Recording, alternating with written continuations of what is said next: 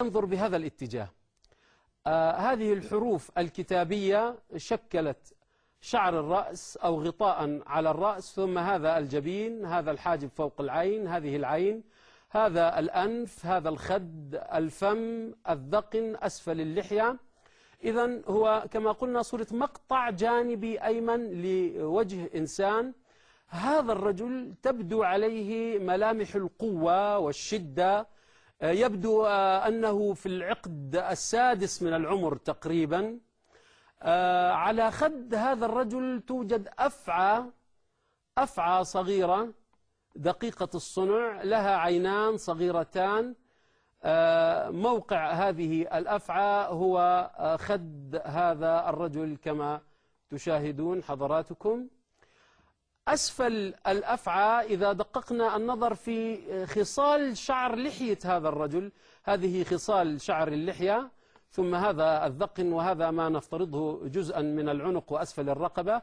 نجد أن المنظر قد تلبس بصورة مقطع جانبي أيمن لرأس بقرة، كأننا ننظر إلى رأس بقرة مقطوع، ننظر له من جانبه الأيمن.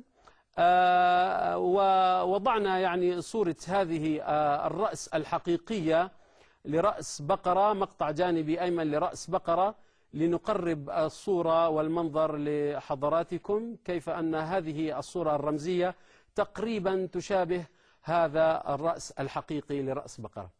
نعود للوحة مرة أخرى. أقول بأن صاحب هذا الوجه وصاحب هذه الرأس هو نبي الله موسى عليه الصلاة والسلام، وذلك للأسباب التالية. أولا، يبدو في هذه كما قلنا في الصورة، يبدو الرجل أنه قوي شديد، أقرب إلى الخشونة منه إلى النعومة.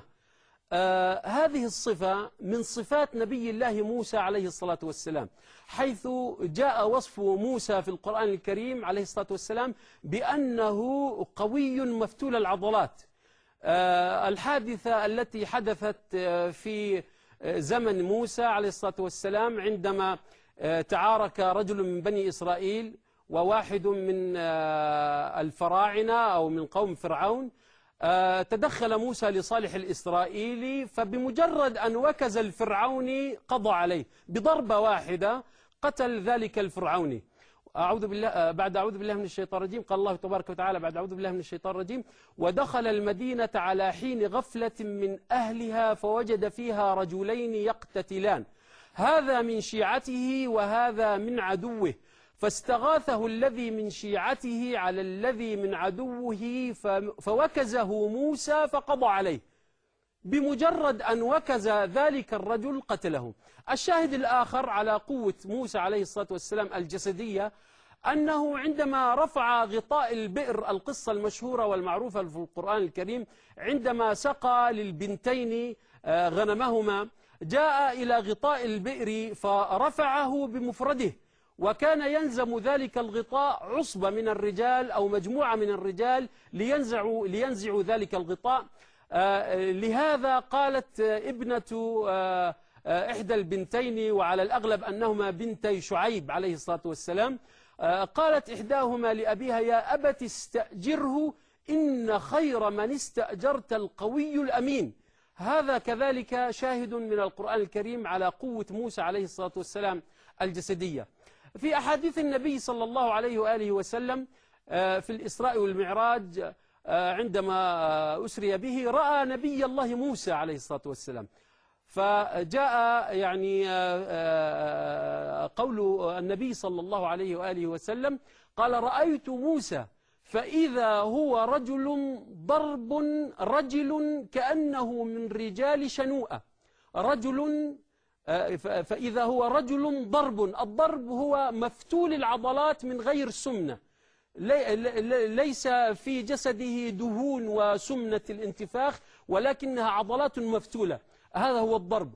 الرجل هو مسترسل الشعر، وهو عكس الجعد، كأنه من رجال شنوءة. هذه شنوءة كانت قبيلة في اليمن، وكان يمتاز أهل شنوءة أو رجال شنوءة بطول القامة وعبوس الوجه، كانوا أشداء.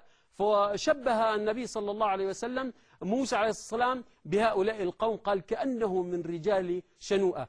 نلاحظ وتلاحظون كم أن هذا الرجل يبدو عليه ملامح القوة والشدة، وكذلك عدم النعومة، وربما العبوس كذلك أو الحزن. هذه واحدة. الثانية أن قصة موسى عليه الصلاة والسلام مع الأفعى، النبي الوحيد الذي كانت من معجزاته عليه الصلاة والسلام الأفعى هو نبي الله موسى عليه الصلاة والسلام. وقد تحولت عصا موسى إلى أفعى في أكثر من موضع، وجاء ذكرها في القرآن الكريم، قول الله تبارك وتعالى: فألقى عصاه فإذا هي ثعبان مبين. وهذه كذلك قرينة تدل على أن صاحب هذه الصورة هو نبي الله موسى عليه الصلاة والسلام. شيء آخر، البقرة المذبوحة